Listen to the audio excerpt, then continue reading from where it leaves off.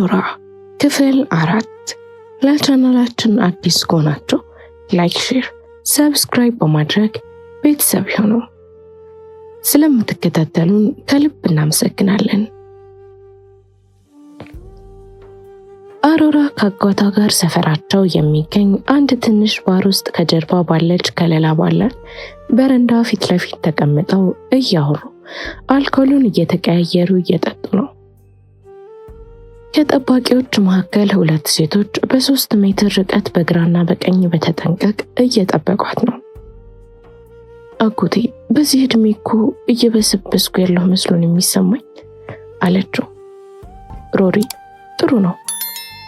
ያልጠበቀችው መልስ ስለሆነ ምኑ እየበሰበስኩ መሆኔ ነው ጥሩ?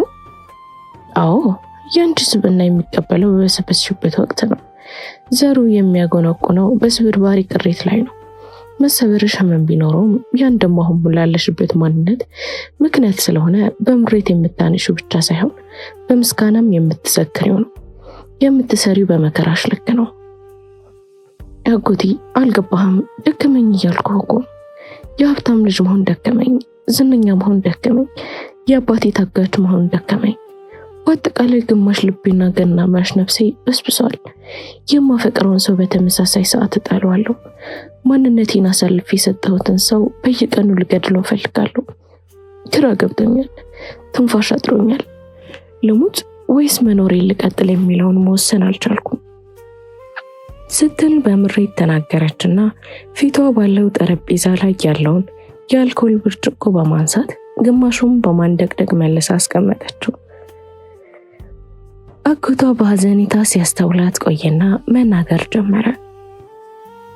የሆነ ነገር ብዬ ባጽናናሽ ምኞቴ ነበር፣ ግን ህመምሽን ባንቺ ልክ ማን ይረዳል? ስብራትሽንስ ለየትኛው አስተዋይ ነው በልክ የሚታየው? የሁላችንም ህይወት ልክ እንደ ኩራዝ ነች። የኩራዙ ዕቃና ክሩ አካላችን ነው። እዛ ኩራዝ ውስጥ ያለው ነዳጅ ነፍሳችን ነች። ልክ ከእናታችን ማህፀን ስንወጣ የዛን ኩራዝ ክር ተለኮሰ ማለት ነው። እንግዲህ ከተለኮሰች በኋላ ውስጡ ያለው ነዳጅ እስኪያልቅ ድረስ እንድታበራ ይጠበቅባታል። የምታበራው ደግሞ ለራሷ ብቻ ሳይሆን ለአካባቢው ጽልመትን መክፈፍ፣ ተስፋን መስጠትና ብርሃንን መርጨት ስለሚጠበቅባት ነው። ግን ደግሞ ውስጡ ያለው ነዳጅ ሳያልቅ በመሃል ኃይለኛ ንፋስ ሊያጠፋት ይችላል። ሰውም አፍ ብሎ ሊያጠፋት ይችላል። እሷም ከተቀመጠችበት መቅረዝ ተንሸራታ ወድቃ አካባቢያን ሁሉ አቃጥላና አውድማ በተመሳሳይ ደግሞ ታላቅ ብርሃንና ሙቀት ለቅርብም ሆነ ለሩቁ ግዛቶች ረጭታና በተና ልትከስም ትችላለች። አዎ ኩራዝና ህይወት በጣም ነው የሚመሳሰሉት። እናም ያንን መረዳት ደግሞ ትልቅ ብልሃት ይጠይቃል። በአንተ ቦታ ሆኜ ነገሮችን በአንተ መንገድ መረዳት ብችል በጣም ደስ ይለኝ ነበር። ከት ብሎ ሳቅባት። እብድ መሆን አሁን ያስቀናል። ክርስቶስ ጌታ ሆይ የሚሉትን አያውቁምና ይቅር በላቸው ያለው እኮ ያንቺ ቪዲዮዎችን አይተው ነው። አጎቴ ደግሞ አሁን አንተ ምንህ ነው እብድ? እንደውም እብድ የሚለው ናቸው እብዶች። ይሁንልሽ። ለማንኛውም ሩም የሚባል አንድ የምወደው ባለቀለም ይላል መሰለሽ። ፈጣሪን ማዕበል በሚነጣው አስቸጋሪ ባህር ውስጥ እንድጓዝ ለምን ፈረድክብኝ ብዬ በምሬት ጠየቅኩት። እሱም ጠላቶችህ መዋኘት ስለማይችሉ ብሎ መለሰልኝ ይላል። እና ምን ለማለት ፈልገህ ነው? በምንም መስክ ተሰማራ፣ በምንም ብቁና ንቁ ሰው ለመሆን ጣሪ። ሌላው ይቅር፣ ሰይጣን እንኳን ተራ ሰዎች ላይ ቀልብን አይጥልም። የኢሉሚናንት አባል ነው ተብሎ የሚታማ ልባሌ ሰው አይተሽ ታውቂያለሽ? በሆነ ጉዳይ አስቸጋሪ ሁኔታ ውስጥ ብትገቢ እንኳን ለበጎ ነው ብለሽ ከዛ መከራ ውስጥ የሚገኙትን የተሰወሩ ጸጋዎች ፈልፍሎ ለማወቅና ተጠቃሚ ለመሆን መጣር ነው የሚጠበቅብሽ። ከአንቺ አቅም በላይ የሆኑ ነገሮች ላይ ብዙም ጊዜሽን ባታባክኝና ለፈጣሪ ፍቃድ አሳልፈሽ ብትሰጪ እንደ አጎትነቴ እመክርሻለሁ። ጥሩ ነው። በእውነት ጭንቀቴን ሁሉ የምተነፍስበት ቢያንስ አንተ ስላለህልኝ አመሰግናለሁ። አይዞሽ ሮሪና፣ ደግሞ በህይወት ጉዞሽ በጣም የምትፈልጊው ነገር እንኳን ቢሆን መልቀቅ እንዳለብሽ ይሰማኛል። አንድን ሰው ታፈቅሪያለሽ ማለት የግድ ያንቺ ሆኖ መቀጠል አለበት ማለት አይደለም። እያፈቀርሽው መተው፣ እየወደድሽው መልቀቅ መማር አለብሽ። አንዳንዴ የማይሆን ነገር አይሆንም። በህይወት ሙጭጭ አትበይ። ግር ወይም ከልክ በላይ ጥንክር ያለ ነገር ለመሰበር ቅርብ ነው። በዚህ ጊዜ ዩኒፎርም እያደረገ አስተናጋጅ በእጅ ሰርቪስና ትሪ የጠረጴዛ ሞልወያ ጨርቅ ይዞ ቀጥታ ወደ እነሱ መጣና ጠረጴዛውን እየወለወለ አጎቷን ችላ ብሎ የኔ እመቤት ምን ይጨመር የጎደለ ነገር አለ ሲል ጠየቃት። ልጅቷ የት ሄደች ማለት መጀመሪያ ያስተናገደችን ስትል ጠየቀችው። ማንም ሊመልስላት አልቻለም። ዝም ብሎ ፈዝዮ ያያት ጀመር። ታዋቂና ዝነኛ እንደመሆኗ መጠን እንዲህ አይነት ነገር ሁሌን የሚያጋጥማል። ተመሳሳይ ነገር ነበር የጠበቀችው። ድንገት ግን ከለበሰው ዩኒፎርም ኪስ ውስጥ ቀይ ጽጌረዳ አበባ ከአነስተኛ ፖስት ካርድ ጋር አውጥቶ ፈራተባ በሚል ስሜት ፊቷ አስቀመጠላት። ሁኔታው ይበልጥ ግራ ስላጋባት ቀና ብላ በትኩረት አየችው። ውስጧ ባልጠበቀችው መንገድ ስንጥቅ አለባት። አንተ ይቅርታ ላስደነግጥሽ ፈልጌ አይደለም፣ ሌላ መንገድ ስላጣው ነው አላት። አጎቷም ትኩረት ሰጥቶ ተመለከተው። ማንነቱን ወዲያው ነበር የለየው። ጥሩ ተዋንያን ይወጣል፣ እንዲህ አይነት አፍቃሪ ይመቸኛል ሲል አደፋፈረው። በቃ ልሂድ፣ በትህትና ስላናገርሽኝ አመሰግናለሁ ብለው መልስ ሳይጠብቅ እንዳመጣጡ ተመልሰው ሄደ።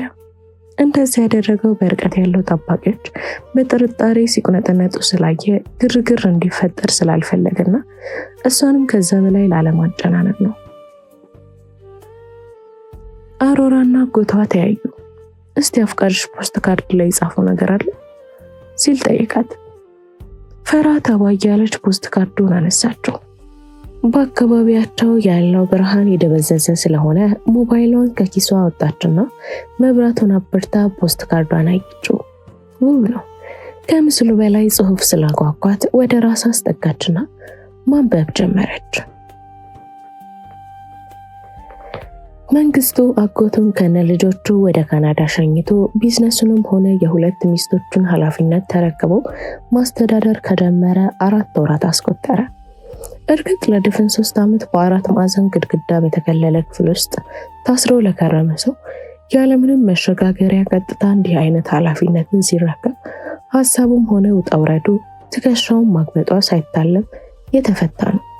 በተለይ ቢዝነሱን ማስተዳደር ለሱ አዲስ ልምድና ብዙ ውጣ ውረዶች ያሉበት ቢሆንም ረዳቱ ትዕግስት ያለ ብዙ ፈጠራ እንዲወጣ ከጎኑ ሆና እያገዘችው ስለሆነ ነገሮችን መቋቋም ችሏል። እሱም ብልጥ በመሆን ራሱን ዝቅ አድርጎ እንደ ሕፃን ልጅ ስርስሯ በማለት ቆንጆ ተማሪ ሆኗል። ትዕግስትን በስራው ብቻ ሳይሆን አሮራን በተመለከተም ከጎኑ ቆማ ሁኔታዎችን መስመር እንዲይዙለት በማድረግ የዋለችለት ውለታ ለዕድሜ ልኩ የማይረሳ ነው። እሱ ሳያውቅ ለአንድ ወር ያህል የአሮራን መግቢያ መውጫን በሚስጥር ካስጠናች በኋላ ይኸው ከአጎቷ ጋር ሰፈራቸው ባለ አንድ አነስተኛ ባር ውስጥ በሁለት ጋርዶች እየተጠበቀች ስትጠጣ በማግኘት እሱም ማንነቱን ቀይሮ አስተናጋጅ ሆኖ እንዲገባና እንዲያናገራት ከተቻለም ደግሞ ስልክ ቁጥሩን ሰጥቷት እንዲመጣ ከእቅዱ ጀምሮ ሁሉን ነገር ያመቻቸችለት እሷ ነች። አሮራን አግኝቶ እስኪመጣ አስፋልት ዳር መኪና ውስጥ ቁጭ ብላ እየጠበቀችው ነበር። በደስታ እየዘለለ መጥቶ ቀጥታ ገቢናውን ከፍቶ ከጎኗ በመቀመጥ ወደ ራሱ ጎትቶ እያገላበጠ ጉንጮቿን ሳማቸው። ደስ ስላለው ደስ አላት። ምንድነው የሁሉ ደስታ? እንደውም ይህን ሁሉ ውቅያኖስ የሚያህል ደስታ እንዴት እንደተቆጣጠርኩት ገርሞኛል። ብዬ መጮህ ነበረብኝ አላት በፈገግታ እንደተዋጠ። ምን አለች? የሆነ ነገር አልካት? ጋርዶቹ አልነቁብህም? እረ ጥያቄሽ እንዳራረብሽብኝ። ምንም ችግር አልተፈጠረም። ጋርዶቹም ራቅ ብለው ስለነበረ የእውነት ማስተናጋጅ ነበር የመሰልኳቸው። እሷም በስነ ስርዓት ነው ያናገረችው። ፖስት ካርዱንም ተቀብላኛለች። መልእክቱንም ማንበባ ላጎቷም አስነብባ በስነ ስርዓት ኪሷ ውስጥ ስትከተው አይቻለሁ። ብትበሳጭብኝ ኖሮ መጀመሪያውኑ ስሰጣት ቀዳዳ ፊቴ ላይ ተበተንብኝ ነበር፣ ወይንም ካነበበች በኋላ እዛው ጠረጴዛው ላይ ጥላው ትሄድ ነበር። ግን አየሽ ይዛውን ሄደችው። አሁን ቁጥር ያላት ማለት ነው። ምናልባት ከአንድ ቀን በኋላ ወይም ከአንድ ወር ካልሆነም ከአንድ ዓመት በኋላ ትደውልልኝ ይሆናል። ብቻ መቼም ትደውል፣ መቼም በትዕግስትና በተስፋ እጠብቃታለሁ። የእውነት እስከ 1 ሳምንት ባትደውልልህ ተስፋ አትቆርጥ? በፍጹም ለጊዜው ረስታው ነው። ከአንድ ቀን ድንገት ፖስት ካርዱን ስታየው ትደውልልኛለች በሚል ተስፋ ለዘላለም ልጠብቃት እችላለሁ። አዎ እንደዛ ነው የማደርገው። በጣም ከቆየችብኝ ምናልባት ወረቀቱ ጠፍቶባት ቁጥሬ ስለሌላት ነው ብዬ ላስብ ስለምችል ከእንደገና ቁጥሬ እንድታውቀው የማደርግበትን ዘዴ እፈልግ ይሆናል። በምንም አይነት ግን ቁጥሬ እያላት ልደውልልኝ ስላልፈለገች ነው ብዬ ተስፋ መቁረጥ ፈጽሞ አልፈልግም። እሷ ግን በዚህ መጠን ማለት አንተ በምታፈቅራት መጠን የምታፈቅርህ ይመስልሃል ስትል በውስጧ የሚብላላውን ጥያቄ ጠየቀችው። ኧረ በፍጹም እንዴት እንደዛ ትጠብቂያለሽ? እኔ በማፈቅራት መጠን የምታፈቅረኝ ቢሆን ቤተሰቧን ጥላ ዝናዋንና መላ ነገሯን ጥላ እቤቴ በራፍ ላይ ነበር የምትገኝ። እኔ ከሷ የምጠብቀው ትንሽ እንድትወደኝ ካልሆነም እንድታዝንልኝና ህመሜ እንድታዳምጠኝ ብቻ ነው። ታድላ እኔ እንደዚህ የሚያፈቅረኝ ሰው ቢኖር ደስ ይለኝ ነበር አለችው። አላኩ ያለመገጣጠም ነው እንጂ ይህን አንዱ የሆነ ቦታ አንቺን እያሰብና በፍቅርሽ እየተሰቃየ በመቃተት ላይ ይሆናል። አደራ ያንን ሰው ድንገት ካገኘው ሳትደብቅ ነገረኝ። ያለበት ሄጄ ይበልጥ ከመጎዳቱ በፊት አጽናናዋለሁ ስትል ቀለደችበት። በዚህ ጊዜ የሚሄዱበት ሆቴል ደርሰው ነበር። መኪናዋን ወደ ሆቴል ውስጥ በማስገባት አቆመችና ወርደው ጥሩ ራት ጋበዛት። የተወሰነ ሲጫወቱ ካመሹ በኋላ እቤቷ ድረስ ሸኝቷት መኪናውን ራሱ እየነዳ ወደ ቤት ሲሄድ ስልኩ ጠራ። ትብለጽ ነበረች፣ ያጎቱ የቦሌ ቡልቡሏ ሚስት። ሄሎ፣ ሰላም ነው? ሰላም ነኝ። ምነው ድምጽ ይሰማኛል? መኪና እየነዳህ ነው? አዎ። እየመጣህ ነው እንዴ? ምነው መምጣት አልነበረብኝም? አረ በመምጣትህ ደስ ብሎኛል። የቤቱ ቅዝቃዜና ብቸኝነቱ ትካዜ ውስጥ ከተውኝ ነበር። በመምጣትህ ደስ ነው ያለኝ። ተቀርበሃል? ቡና እያፈላሁ ልጠብቅህ። ስቀልድሽ ነው፣ እየመጣሁ አይደለም። የሆነ ስራ አስመሽቶኝ አሁን ገና ወደ ቤት እየገባሁ ነው። በእርግጠኝነት ግን ነገ በጊዜ ማለት ማታ 2 ሰዓት ሳይሆን አንቺ ጋር ነኝ። እንደዛ ነው? በቃ እሺ አለችው በቅሬታ። በዚህ ጊዜ ቤቱ ደርሰው ስለነበረ እሺ በቃ ቻው ደህና ደሪ አላትና መኪናውን ክላክስ ተጫነ። ዘበኛው ተከፈተለት። ወደ ውስጥ ገባና መኪናዋን ተገቢ ቦታ አቁሞ የሳሎኑን የበረንዳ መጥሪያ ተጫነው። ሰራተኛው በእንቅልፍ ሲንገላቱ የቆዩ አይኖቿን እያሻሸች መታ ከፈተችለት። ወደ ውስጥ ዘልቆ ገባና ሶፋው ላይ በመቀመጥ ጠረጴዛው ላይ ያለውን ሪሞት አንስቶ የቲቪውን ቻናል እየቀየረ እመቤትሽ ተኝታለች እንዴ ሲል ጠየቃት። አዎ ተኝታለች። እራት ላቅርብልህ? አይ አመሰግናለሁ፣ በልቼ ነው የመጣሁት። አሁን ሂጂ ተኛ፣ አልፈልግም አላት። እሺ ደህና እደር አለችና የሳሎኑ የፊት ለፊት በሩን ከፍታ መልሳ በመዝጋት ወደምታድርበት ከጓሮ በኩል ወደሚገኝ ክፍሏ አመራች። እሱም ጊዜ ሳያባክን ከተቀመጠበት ተነሳና የሳሎኑን በራፍ ከውስጥ ቀርቅሮ ቀጥታ ወደ ዋናው ያጎቱ መኝታ ቤት አመራ። አሮራ ከተወዳጅ አጎቷ ጋር ስትዝናናና ስትጠጣ ካመሸች በኋላ እቤቷ ስትደርስ 3 ሰዓት አልፎ ነበር። ብዥ ያደረጋት ስካር በከፊልም ቢሆን እንዲለቃት ሻወር ገብታ በቀዝቃዛ ውሃ ሰውነቷን እስከምትተታ ራሷን አቀዘቀዘች። ከዛም ከእንጀራ አባቷ ወይም ከድብቅ ፍቅረኛዋ ጋር በጋራ ከምትጠቀምበት መኝታ ቤት ገባችና ከውስጥ በመቀርቀር በከፊል እርቃን አለባበስ ለብሳ አልጋ ላይ የተገላበጠች ማሰብ ቀጠለች። በህይወቷ አንድ ወንድ ብቻ ነው የምታውቀው።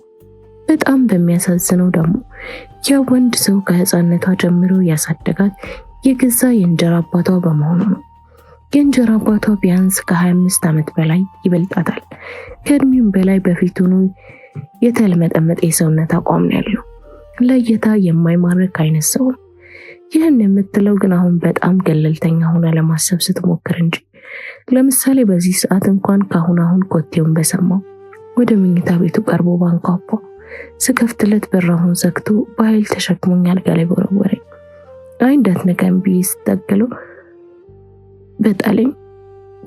እንዲህ አይነት ነገሮችን እያሰበችና እየጎመሸች ነው።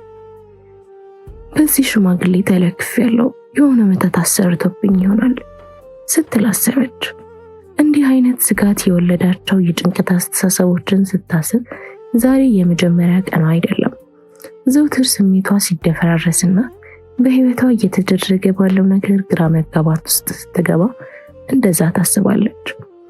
እንደምንም ብዬ እኮ ከአንድ ከሌላ ሰው ጋር አንድ ግንኙነት ጀምሬና አንድ የተዋስበው አይነ ጥላዬን ብገፍ ከዛ በኋላ እሱ በእኔ ላይ ያለው እዚህ መሆኑ ተጽዕኖ በእኑ ሊጠፋ ይችላል የሚል ምኞታዊ ሀሳብ መጣላት።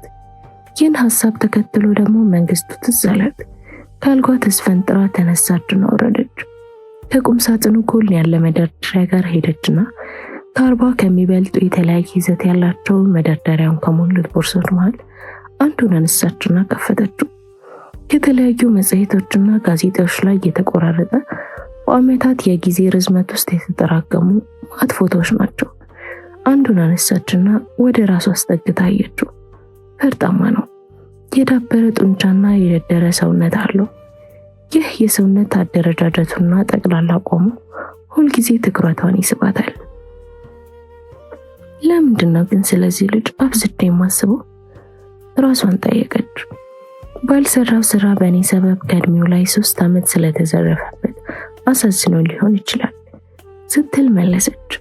ለራሷ የሰጠችው መልስ ሙሉ በሙሉ አልተዋጠላትም። አይ እንደዛ እንኳን አይመስለኝም። ምናልባት ከእንጀራ አባቴ አክሳሚ ፍቅር አምልጬ ወደ ነፃነት መንደር ሾልኬ የምወጣበት በራፍ አድርጌ ስላሰብኩት ሊሆን ይችላል። ወረቀቶችን ወደ ቦታቸው መለሰችና ቦርሳውን መለሳ አስቀመጠችና ወደ አልጋ ተጠጋች። ቅድም አውልቃ የወረወረችውን ጅንስ ሱሪ ከወለሉ ላይ አነሳችና ኪሱን በረበረች። አገኘችው። ስትፈልግ የነበረው ቅድም እዛ ባር ውስጥ መንግስቱ የሰጣት ፖስት ካርድ ነው። ከአልጋው ላይ ስልኳን አነሳችና ቁጥሩን ጻፈች። ደውለች። መጥራት ጀመረ። ደንግጣ መልሳ ዘጋችው። ምን አይነት ደደብ ነኝ? ምን ነካኝ? አለችና ራሷን ተቆጣች። ስልኩን ወደ አልጋዋ ወረወረችና አልጋ ላይ ወጣ በእፍረት ተሸማቃ ትራሱን አነሳችና አይኗን ሸፍና ተኛች። ደግነቱ እሷ የምታውቅበት ምንም መንገድ ባይኖርም ስልኩን በደወለችበት ቅጽበት ስልክ የተደወለለት መንግስቱ ባደራ የተሰጠችው ያጎቱ ሚስት መሃል ነበረ። ሁሉን ነገር ጨርሶ የጣለው ልብስ አንስቶ ለብሶ ያጎቱ መኝታ ቤት ለቆ የራሱ መኝታ ቤት ከገባ በኋላ ነበር የማያውቀው ስልክ መሆኑን ማየት የቻለው። በከፍተኛ መጠራጠርና በሚያንቀጠቅጥ ፍራቻ ደወለ። ከ5 ጥሪ በኋላ ተነሳ። ሄሎ ማን ልበል? ኩልል ያለ ለጋ ያለ የሴት ድምፅ። መንግስቱ። ጌታዬ እባክህ የእሷን ስልክ አድርገው ሲል በውስጡ እየጸለየና ለመረጋጋት ከፍተኛ ጥረት በማድረግ መናገር ጀመረ። ይቅርታ ሚስኮል አይቼ ነው። ቅድም ፖስት ካርድ ስትሰጠኝ ላይ ቁጥር ነበር። ወደ ስልኬ ስገለብጥ በስህተት ነካሁትና ተደወለብኝ። ዋሸችው። እንኳንም ተሳሳትሽ። ፈጣሪ ነው የኔን የዓመታት ጸሎቴን ሰምቶ እንድትሳሳች ያደረገሽ። ራሱን እንዳይስትና ወለሉ ላይ ወድቆ እንዳይጎዳ ፈራና አልጋው ጠርዝ ላይ ተቀመጠ። እሷ ስለደወለችለትና በስልክ ስላናገራት እንዲህ አይነት ከልክ ያለፈና ከቁጥጥር የወጣ ደስታ ይደሰታል ብላ አስባ አታውቅም። እናም እሷም ደስ የሚል የተለየ አይነት ስሜት በውስጧ ተፈጠረባት። በቃ እንግዲህ ቻው አለችው። ምነው ትንሽ አታወሪኝም አላት በቀሬታ። እኔ እንጃ ምን አወራለሁ፣ ሌላ ጊዜ ብደውልልህ አይሻልም? አሁን ስለደከመኝ ልተኛ ነው። እሺ ተኝ። ይህ ቁጥር ግን ያንቺ ነው? ሊያዘው ያዘው። ግን እኔ የምደውልልህ አንተ ብትደውልልኝ አላነሳም አለችው። እንደዚህ ያለችው እንጀራ አባቷን ጭቅጭቅና ክትትል ፈርታ ነው። ምናልባት እየደወለላት መሆኑን ካወቀ ሌላ ተንኮል ጠንስሶ እሱን የሚጎዳበትን መንገድ እንዳያመቻች ብላ በመፍራት ነው። መንግስቱ ግን ብዙም ቅር አላለው። ስልክ ቁጥሩ እሷ ስልክ ኮንታክት ውስጥ ተመዝግቦ መቀመጡን ማወቁ ራሱ የደስታ ስጋር ውስጥ ከቶታል። እሺ እንዳልሽ መቼም አልደውልም፣ ተመችቶሽ እስክትደውይልኝ እጠብቃለሁ። ችግር የለውም። በንግግሩ አሳዘናት። እስከ መች ትጠብቀኛለህ? መደወሉን ብረሳውስ?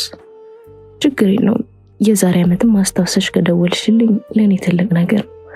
አሁን ያወራሽኝ ለዓመታት በቂ ነው። ትገርማለህ። ለማንኛውም ደህና ደር።